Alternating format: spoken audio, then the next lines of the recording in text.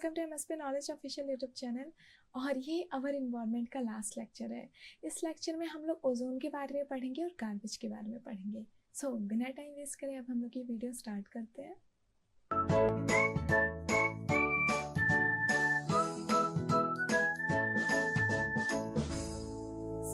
अर्थ पे जितने भी इन्वायरमेंटल प्रॉब्लम होती है वो सब की सब ह्यूमंस की वजह से होती है। मतलब हम ही है जो अपनी अर्थ को बर्बाद कर रहे हैं। So human activity leads to environmental problems such as depletions of ozone layer and production of huge amount of garbage। और इन्हीं दोनों एक्टिविटी मतलब इन्हीं दोनों प्रॉब्लम्स के बारे में हम लोगों को इस चैप्टर में जानना है। तो सबसे पहले हम लोग ओजोन के बारे में पढ़ेंगे और फिर हम लोग गार्बेज को कवर करेंगे। तो सबसे पहले हम लोग पढ़ते हैं ओजोन के बारे में। तो ओजोन होता क्या है? देखो, ओजोन एक मॉलिक्यूल का नाम है। यहाँ पे 3 ऑक्सीजन एटम्स कंबाइन हो जाते हैं, उसी को हम लोग ओजोन बोलते हैं। तो इस मॉलिक्यूल को हम लोग ओजोन बोलते हैं। तो इसी मॉलिक्यूल मतलब ओजोन की हमारी अर्थ के चारों तरफ कवरिंग है। जो ओजोन है वो चारों तरफ एक ब्लैंकेट बना के रखा हुआ है हमारे अर्थ के। इसी को हम लोग ओजोन लेयर बोलते हैं। और ये ओजोन क्या करता है? ये ओजोन लेयर क्या करता है? जो सन से जितने भी यूवी रेडिएशन रहती हैं, अल्ट्रा वायलेट रेडिएशन रहती हैं, उससे हम लोगों की अर्थ को बचाता है। तो जितने भी अल्ट्रा वायलेट रेडिएशन रहती हैं वो अर्थ तक नहीं पहुंच जाती, वो रिफ्लेक्ट हो जाती हैं। तो ओजोन लेयर क्या करता है? हम लोगों को अल्ट्रा वायलेट यूवी रेडिएशन से बचाता है, यही उसका काम है। अगर ये अल्ट्रा वायलेशन मतलब अल्ट्रा वायलेट रेडिएशन नीचे तक पहुंच जाएंगे तब क्या होगा? तब ये ना बहुत सारे डिजीज कॉज करेंगे, जैसे स्किन कैंसर, कैटरैक्ट और बहुत सारे प्लांट्स को भी डैमेज करेंगे। तो इसीलिए ये काफ़ी ज़्यादा डेंजरस होती है और इसी से प्रोटेक्ट करने का काम हमारा ओजोन करता है। तो इसी को हम लोग ओजोन लेयर बोलते हैं। Ozone layer is a protective blanket around the earth which absorbs most of the harmful UV radiations of sunlight, thus protecting living beings from many health hazards मतलब disease hazard मतलब diseases such as skin cancer, cataract, destruction of plants। तो अगर यही जो UV radiation है वो अंदर तक पहुंच जाए तो स्किन कैंसर कॉज कर सकती है। तो इन्हीं से हमारा ओजोन लेयर बचाता है हम लोगों को। Ozone layer is present at higher level of atmosphere. तो जो सबसे हाईएस्ट लेवल है, हायर लेवल पे है, जिसको हम लोग स्ट्रेटोस्फेयर बोलते हैं, वहाँ पे प्रेजेंट होता है। It is deadly poisonous eight ground level. तो ये जो O3 कंपाउंड है ना, ओजोन जो है वो बहुत ज़्यादा पॉइजनस गैस है। अगर हम लोग इसको इनहेल कर देंगे तो हम लोगों को बहुत सारा डैमेज होगा। तो ये पॉइजनस गैस है। तो अगर इसको इनहेल नहीं कर सकते तो इसलिए ग्राउंड लेवल पे ये बहुत ज़्यादा पॉइजनस है। पर यही ओजोन लेयर अगर अर्थ के सरफेस पे जाए मतलब अर्थ के ऊपर रहे तो हमारे लिए बहुत अच्छा काम करता है। वो हम लोगों को यूवी रेडिएशन से प्रोटेक्ट करता है। तो ये हमारे लिए यूज़फुल है कि हम लोगों को यूवी रेडिएशन से बचाता है। बट ये हमारे लिए डेडली भी है, क्योंकि अगर इस गैस को हम लोग डायरेक्ट इनहेल कर लेंगे तो हमारे लिए बहुत सारे डिजीजेस कॉज होंगे, मतलब हेल्थ हैजार्ड कॉज होंगे। अब हम लोग आगे बढ़ते हैं। अब हम लोग बात करते हैं कि ओजोन ये बनता कैसे है। ओजोन मॉलिक्यूल एटमॉस्फेयर में ओजोन मॉलिक्यूल बनता कैसे, ये इंपॉर्टेंट है। ठीक है, ये तुम लोगों के एग्जाम में आ सकता है। तो होता क्या है कि ऊपर O2 तो है, ठीक है, ऑक्सीजन तो प्रेजेंट है। तब क्या होता है कि यहाँ प्लस नहीं होगा। तो एटमॉस्फेयर के ऊपर हाई टेम्परेचर, जब यूवी रेडिएशन O2 पे पड़ती है तो जो टेम्परेचर है वो बहुत ज़्यादा हाई हो जाता है, हाई टेम्परेचर। तो हाई टेम्परेचर में क्या होता है कि ये जो O2 है वो टूट जाता है O+O में। इसी को हम लोग फ्री ऑक्सीजन बोलते हैं। फिर एक O2 इस ऑक्सीजन के साथ, फ्री ऑक्सीजन के साथ कंबाइन करता है और बना लेता है O3। इसी को हम लोग ओजोन बोलते हैं। तो इसी तरीके से जो है हमारा ओजोन बनता है। ये दोनों स्टेप, ये फर्स्ट स्टेप हो गया और ये सेकेंड स्टेप होगा, ये तुम लोग अच्छे से याद कर लोगे। तो high energy UV radiation breaks down O2 molecules into free oxygen. देखो यहाँ पे उसको ब्रेक डाउन कर दिया O+O एटम में, and these oxygen molecules combined with oxygen molecules to form ozone. तो ये जो एक ऑक्सीजन एटम है वो ऑक्सीजन मॉलिक्यूल्स के साथ कंबाइन कर जाता है और ओजोन बनाता है। और ऐसे ही ओजोन बनता है एटमॉस्फेयर पे। तो ये तुम लोग याद कर लेना, ये तुम्हारे एग्जाम में आ सकता है। ये दोनों स्टेप्स याद कर लेना।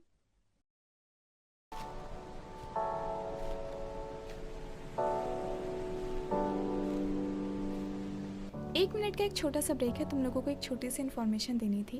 तुम लोगों को पता ही है कि सैम्पल पेपर सॉल्व करना बहुत ज़्यादा इंपॉर्टेंट है, और इसलिए मैंने 5 सैम्पल पेपर वीडियोस की लिंक डाल रखी है डिस्क्रिप्शन में, तो तुम लोग इसको ज़रूर से चेक कर लेना। एग्ज़ाम से पहले तुम लोग ये वीडियो कभी भी देख लेना, क्योंकि सैम्पल पेपर सॉल्व करना बहुत ज़्यादा इंपॉर्टेंट है, और एटलीस्ट तुम लोगों को 5 सैम्पल पेपर सॉल्व करनी है, और वो मैंने करवा रखे हैं। बस तुम लोगों को कभी भी जब भी टाइम मिले तुम लोगों को ये वीडियोस देख लेनी है।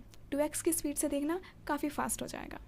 और हाँ, मुझे ये भी पता है कि तुम लोगों को हर चैप्टर से कुछ टॉपिक वाइज ही डाउट रहते हैं, तो इसके लिए मैंने magnetic effect of electric current के जितने भी रूल्स होते हैं उनको एक शॉट में कंप्लीट करवाया है विथ क्वेश्चन। तो तुम लोग ये वाला वीडियो भी देख सकते हो, मैंने डिस्क्रिप्शन में लिंक डाल रखी है।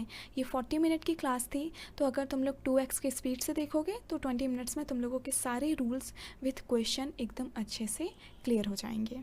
और हाँ, अगर तुम लोगों को मोनो हाइब्रिड और डाई हाइब्रिड के क्वेश्चन करने में प्रॉब्लम होती है तो तुम लोग एक और वीडियो देख लेना, इसका भी लिंक मैंने डिस्क्रिप्शन में डाल रखा है। इसमें मैंने मोनो हाइब्रिड और डाई हाइब्रिड के क्वेश्चन कैसे सॉल्व करें ये बताया हुआ है, और बहुत सारे क्वेश्चन भी करवाए हुए हैं, तो तुम लोग इसको भी देख सकते हो। और एक और बात, अगर तुम लोगों को इलेक्ट्रिसिटी के क्वेश्चन करने में दिक्कत होती है तो इसके लिए भी मैंने प्रॉपर वीडियो बना रखा है। अगर क्लासेस ओपन होने में कोई प्रॉब्लम आ रही है या फिर तुम लोगों से कोई पासवर्ड पूछ रहा है तो तुम लोग पासवर्ड यूज़ कर सकते हो MSP-K10। इससे ये सारे के सारे क्लासेस फ्री में ओपन हो जाएंगे, तुम लोगों को अपनी एंड से कुछ पे नहीं करना है। तो ये सारी के सारी इन्फॉर्मेशन थी, तो तुम लोग इसको भी चेक कर लेना। और एक और बात, तुम लोग अपनी प्रिपरेशन अनअकैडमी से कर सकते हो। वहाँ पे बहुत सारे टेस्ट होते रहते हैं, जैसे इमर्ज टेस्ट। ये एक फ्री लाइव मॉक टेस्ट है, तो तुम लोग इसको ज़रूर से दे देना, क्योंकि जितना तुम लोग टेस्ट दोगे उतना तुम लोग बेटर बनोगे। जितना तुम लोग इस टाइम पे टेस्ट दोगे उतना ही अच्छा है, तो इस टेस्ट को तुम लोग ज़रूर दे देना। डिस्क्रिप्शन में लिंक होगा, और इनरोल करते वक्त कोड यूज़ करना MSP-K10। इससे तुम लोग फ्री में इस टेस्ट में इनरोल हो जाओगे। और अगर तुम लोगों को इस टेस्ट में अच्छी रैंक आती है तो तुम लोगों को 100% स्कॉलरशिप तक मिल सकती है। और अगर तुम लोग सब्सक्रिप्शन लेने का सोच रहे हो तो ये काफ़ी अच्छा टाइम है, क्योंकि अभी न्यू बैच शुरू हो रहे हैं, तो तुम लोग सब्सक्रिप्शन भी ले सकते हो। बस तुम लोग कोड यूज़ करना है MSP-K10। इस कोड को यूज़ करने से जितने भी मैक्सिमम डिस्काउंट उस समय चल रहे होंगे वो तुम लोगों को मिल जाएंगे। और तुम लोग अनअकैडमी पे डाउट भी पूछ सकते हो, और अभी एक ऑफ़र चल रहा है कि अगर तुम लोग 7 डाउट पूछोगे तो तुम लोगों को 7 डे सब्सक्रिप्शन फ्री में मिल जाएगा। तो ये काफ़ी अच्छी बात हो गई, तुम लोग अनअकैडमी के थ्रू भी अपने डाउट क्लियर कर सकते हो। तो यही सारी इन्फॉर्मेशन तुम लोगों को देनी थी, तो इसी के साथ हम लोगों की इन्फॉर्मेशन ख़त्म होती है। अब हम लोग वापस अपने टॉपिक पे आते हैं।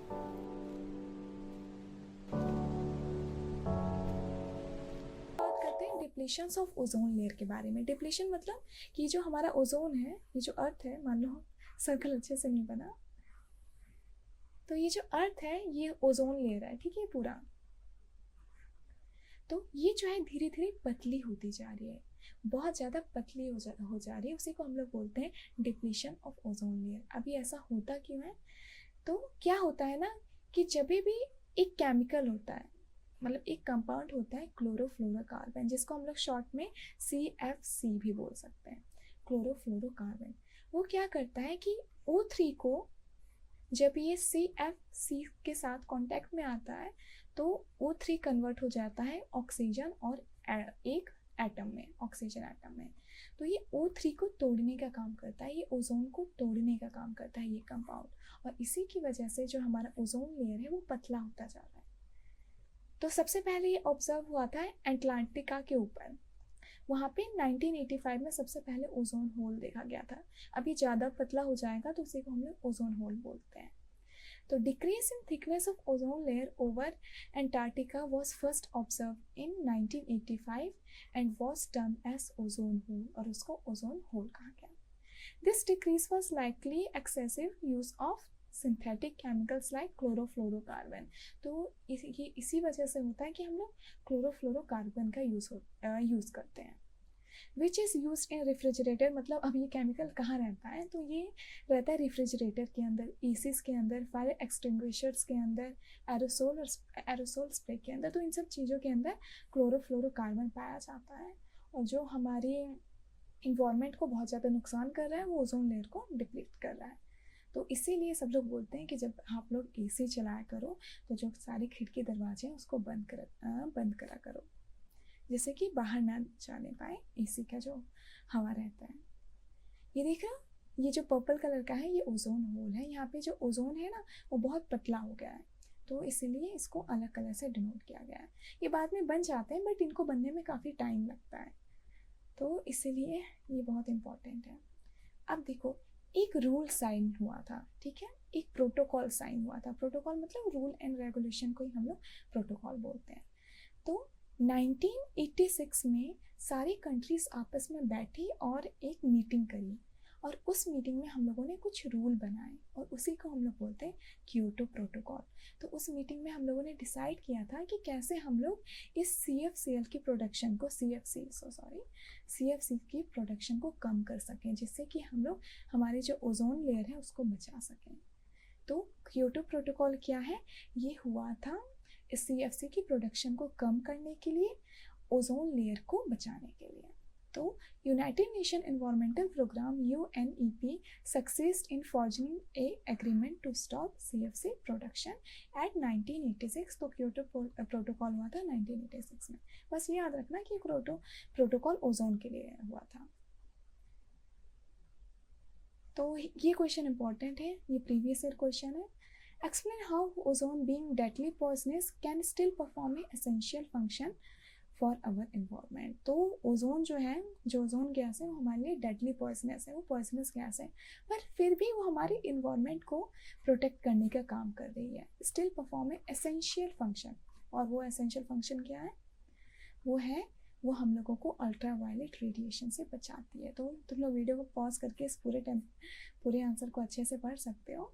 तो ओजोन लेयर क्या करती है? हम लोगों को अल्ट्रा वायलेट रेडिएशन से बचाती है और टेम्परेचर भी रेगुलेट करने में हेल्प करती है। तो ये दो काम जो है ओजोन लेयर करती है। नेक्स्ट क्वेश्चन है, how is ozone form in upper atmosphere? State it's important and what is responsible for its depletion and right one effect, harmful effect of ozone depletion. तो पूरा का पूरा ओजोन वाला topic इसी question में आ गया है। तो ओजोन लेयर क्या करती है? ओजोन अपर इन्वायरमेंट में कैसे बनती है? एटमॉस्फेयर में, वही जो मैंने बताया था। ये वाला रिएक्शन तुम लोगों को लिखना होगा, दोनों स्टेप लिखना, हमेशा एक स्टेप मत लिखना, दोनों स्टेप लिखना। तो O2 के साथ एक ऑक्सीजन एटम कंबाइन बनता है और बना लेता है ओजोन। तो ये वाला यहाँ पे लिखना है। तो इसी से ये जो है एटमॉस्फेयर में फॉर्म होती है, ऐसे ही ओजोन लेयर।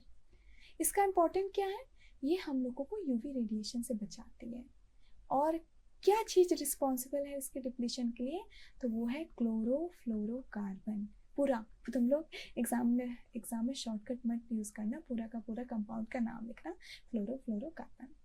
और एक हार्मफुल इफेक्ट, तो हार्मफुल इफेक्ट क्या है कि अगर ये UV रेडिएशन नीचे तक पहुंच जाएगी, ठीक है, सो सॉरी, तो अगर ये UV रेडिएशन नीचे तक पहुंच गई तो वो कॉज करेगी स्किन कैंसर, कैटरैक्ट। और कैटरैक्ट जो है वो आई डिजीज होती है, जो वहाँ पे आइस के ऊपर एक सफ़ेद सी परत जम जाती है, उसी को हम लोग कैटरैक्ट बोलते हैं। तो कैटरैक्ट कॉज करेगी और बहुत सारे प्लांट डिजीज कॉज करेगी। तो ये सारी की सारी चीज़ें UV रेडिएशन कॉज करेंगी अगर जो है डिप्लीट हो जाए ओजोन लेयर। सो ये रही पूरा का पूरा इतना बड़ा सा आंसर है। तुम लोग वीडियो पॉज करके इसको अच्छे से देख लेना, या फिर तुम लोग PDF से भी देख सकते हो। PDF मैं प्रोवाइड कर दूंगी टेलीग्राम चैनल पे। टेलीग्राम चैनल का नाम है MSP नॉलेज ऑफिशियल। तुम लोगों को डिस्क्रिप्शन में लिंक मिल जाएगा, तो वहाँ से भी कर लेना। मैं कोशिश करूँगी कि इसके नोट्स जो है मैं डिस्क्रिप्शन में भी प्रोवाइड कर सकूँ, तो तुम लोग डायरेक्ट उसको डाउनलोड कर पाओ, जिसकी वजह से तो मैं दोनों काम करने की कोशिश करूँगी, पर तुम लोग टेलीग्राम ज़रूर से ज्वाइन कर लेना। अब हम लोग बात करते हैं गार्बेज डिस्पोजल की, ठीक है। तो ओजोन हम लोगों ने पढ़ लिया। अब हम लोग सेकेंड इन्वायरमेंट प्रॉब्लम की बात करते हैं, जो है गार्बेज। तो जैसे जैसे हमारी लाइफस्टाइल और इम्प्रूव होती जा रही है, वैसे वैसे जो वेस्ट मटेरियल की जो प्रोडक्शन है वो भी बढ़ती जा रही है। हम लोग ज़्यादा चीज़ें वेस्ट करने लगे हैं। Improvement in lifestyle have result in accumulation of large amount of waste material. तो अब हम लोग गार्बेज के ऊपर बात करते हैं। तो जो गार्बेज है वो दो टाइप के होते हैं। पहला हो गया बायोडिग्रेडेबल गार्बेज और दूसरा हो गया नॉन बायोडिग्रेडेबल गार्बेज। तो बायोडिग्रेडेबल गार्बेज हम लोग उनको बोलते हैं ऐसे कंपाउंड जो ईजिली डिकम्पोज हो जाए माइक्रो ऑर्गेनिज्म की वजह से, उनको हम लोग बायोडिग्रेडेबल गार्बेज बोलते हैं। जैसे यहाँ पे दिख रहे हो वेजिटेबल पील्स हो गए, फ्रूट्स हो गई, तो ये सारी की सारी चीज़ें हैं वो ईजिली डिकम्पोज हो जाती हैं माइक्रो ऑर्गेनिज्म से। तो इसका example vegetable, fruits, peels, cotton, jute, dung, paper, तो ये सारी की सारी चीज़ें जो है ईजिली डिकम्पोज हो जाएंगी माइक्रो ऑर्गेनिज्म के द्वारा, तो इन्हीं को हम लोग बायोडिग्रेडेबल गार्बेज बोलते हैं। उसी तरीके से दूसरा टाइप होता है नॉन बायोडिग्रेडेबल वेस्ट। तो ये होते हैं जो ईजिली डिकम्पोज नहीं हो पाते हैं, जैसे प्लास्टिक। तो प्लास्टिक ईजिली डिकम्पोज नहीं हो पाती, इनको डिकम्पोज होने में थाउजेंड्स ऑफ ईयर लग जाते हैं। तो सब्सटेंस विच कैन नॉट, तो हम लोग इसको कैन नॉट के ही कैटेगरी में लाते हैं कि substance which can not be decompose by action of micro organism is called non biodegradable waste. Example plastic, polythene, metal, synthetic fibre, radio active waste, pesticides, तो ये सारी की सारी चीज़ें हैं वो नॉन बायोडिग्रेडेबल हैं। तो ये तुम लोग याद कर लेना, दोनों में डिफरेंस पूछ सकता है एग्जाम में। अब हम लोग बात कर लेते हैं कि हम लोग कैसे वेस्ट को डिस्पोज करते हैं, मतलब कि कैसे इतने सारे वेस्ट मटेरियल से हम लोग छुटकारा पाते हैं। तो पहला है कि हम लोग बायोगैस प्लांट बना सकते हैं। तो बायोगैस प्लांट क्या होता है कि हम लोग बड़ा सा गड्ढा खोदते हैं और उसके अंदर बायोडिग्रेडेबल चीज़ें डाल देते हैं और इसको एक कवर कर देते हैं। तो बाद में जब ये सारी चीज़ें डिकम्पोज होती हैं तो गैस प्रोड्यूस करती हैं, जिनको हम लोग बायोगैस बोलते हैं। और ये बायोगैस क्या होता है, ये एज ए फ्यूल की तरह काम करता है। जैसे एलपीजी होता है ना, उसी तरीके से हम लोग बायोगैस का यूज़ कर सकते हैं, तो इससे खाना वाना बनाने में हम लोग इसका हेल्प कर सकते हैं। तो हम लोग बायोगैस प्लांट खोल लेते हैं। सीवेज ट्रीटमेंट प्लांट खोलते हैं। सीवेज मतलब जो नाली वाली का कचरा होता है उसे को हम लोग सीवेज बोलते हैं। तो सीवेज ट्रीटमेंट प्लांट्स क्या होता है कि वहाँ पे हम लोग सीवेज को डालते हैं, उसको क्लीन करते हैं, उसके अंदर के जितने भी हार्मफुल बैक्टीरिया उसको मारते हैं, और फिर जो सारा पानी है वो रिवर आसपास के रिवर में डाल देते हैं। तो हम लोग सीवेज प्लांट से भी हम लोग वेस्ट मटेरियल को डिस्पोज करते हैं। उसी तरीके से हम लोग लैंड फिलिंग करते हैं। लैंड फिलिंग क्या है, सीधे सीधे हम लोगों ने एक बड़ा सा गड्ढा खोदा, उसके अंदर सारी चीज़ें डाल दी और ऊपर से उसको कवर कर दिया, बाद में उसके ऊपर बुलडोज़र चला दिया। तो इससे क्या होता है, कुछ महीनों में, इवन साल भी लग सकते हैं, तो इसके अंदर का जितना भी मटेरियल है वो डिकम्पोज हो जाता है। कंपोस्टिंग कर सकते हैं। कंपोस्टिंग हम लोग ऑर्गेनिक वेस्ट का करते हैं। ऑर्गेनिक वेस्ट जैसे हो गया प्लांट वेस्ट, हो गया वेजिटेबल पील्स, हो गई एनिमल वेस्ट हो गया, तो उन्हीं को हम लोग ऑर्गेनिक वेस्ट बोलते हैं। तो उससे हम लोग कंपोस्टिंग करते हैं। कंपोस्टिंग मतलब कि उसको हम लोग एक बड़े से गड्ढे में डालते हैं सारी चीज़ों को। मैं तुम लोगों को डायग्राम दिखा देती हूँ कंपोस्टिंग का। तो देखो यहाँ पे कंपोस्टिंग कर रहे हैं हम लोगों ने, सारे जो वेस्ट है उसको एक गड्ढे में डाला और उसको ऊपर से ढक दिया। 2-3 मंथ बाद ये जो है ये मैन्योर में कन्वर्ट हो जाएगा। मतलब मैन्योर मतलब खाद। और इस मैन्योर को हम लोग डालेंगे प्लांट्स में और प्लांट्स फिर ग्रो अच्छे से करता है, मतलब फर्टिलाइजर का काम करता है। Natural fertiliser is known as manure. तो ये मैन्योर बन जाता है, तो इसी को हम लोग कंपोस्टिंग बोलते हैं। इसमें अर्थवॉर्म का बहुत बड़ा रोल रहता है। रेड अर्थवॉर्म हम लोग यूज़ करते हैं। फिर उसके बाद हम लोग रिसाइकिल करते हैं। तो ये भी जितनी भी चीज़ें मैंने बताई, ये सारे के सारे बायोडिग्रेडेबल वेस्ट को डिस्पोज करने के तरीके थे। जो नॉन बायोडिग्रेडेबल वेस्ट होते हैं उसको हम लोग ज़्यादातर रिसाइकिल कर लेते हैं। रिसाइकिल मतलब कि हम लोग जैसे कि कोई भी प्लास्टिक चीज़ तुम लोगों ने रिसाइकिल की, तो उस प्लास्टिक को पिघला के कोई और नई चीज़ बना दी है। चेयर बना दी, मान लो एक प्लास्टिक चेयर थी, ठीक है, प्लास्टिक चेयर थी, तो उसको पिघला के हम लोगों ने प्लास्टिक की प्लेट्स बना दी, फिर और भी कोई चीज़ बना दी, तो इसको हम लोग बोलते हैं कि हम लोग रिसाइकिल कर रहे हैं। Biodegradable waste are recycle to make new items.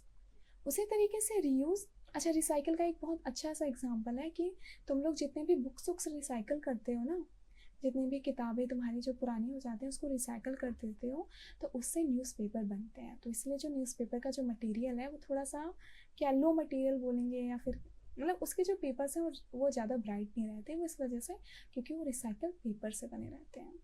तो रिसाइकिल में हम लोग दोनों चीज़ों का यूज़ कर लेते हैं। नॉन बायोडिग्रेडेबल चीज़ों को भी हम लोग रिसाइकिल कर सकते हैं और बायोडिग्रेडेबल चीज़ों को भी हम लोग रिसाइकिल कर सकते हैं। रीयूज़ मतलब कि हम लोग कोई चीज़ दोबारा से यूज़ कर सकें। इसमें एग्जांपल भी दिया है कि न्यूज़पेपर को हम लोग एनवलप बनाने में भी यूज़ कर सकते हैं, तो रीयूज़ भी कर सकते हैं। तो ये सारी की सारी बातें तुम लोग याद कर लेना। ये इंपॉर्टेंट है, ठीक है, एग्ज़ाम में आ सकता है ये सारी के सारी जो 6 चीज़ें हैं, बस एक बार पढ़ लोगे तुम लोगों को सब कुछ समझ में आ जाएगा। तो इसी के साथ हम लोगों ने ये चैप्टर ख़त्म कर लिया है।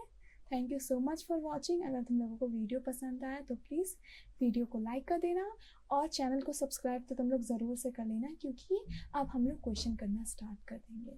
अब जितने भी चैप्टर हैं उन सब के हम लोग वन शॉट क्वेश्चन करना स्टार्ट कर देंगे। सो इसी के लिए चैनल सब्सक्राइब कर लेना। और तुम लोगों को इसका PDF मैं डिस्क्रिप्शन में डाल दूँगी, या फिर तुम लोग टेलीग्राम ज्वाइन करके भी डाउनलोड कर सकते हो। So thank you so much for watching. मिलते हैं नेक्स्ट वीडियो में। Bye bye.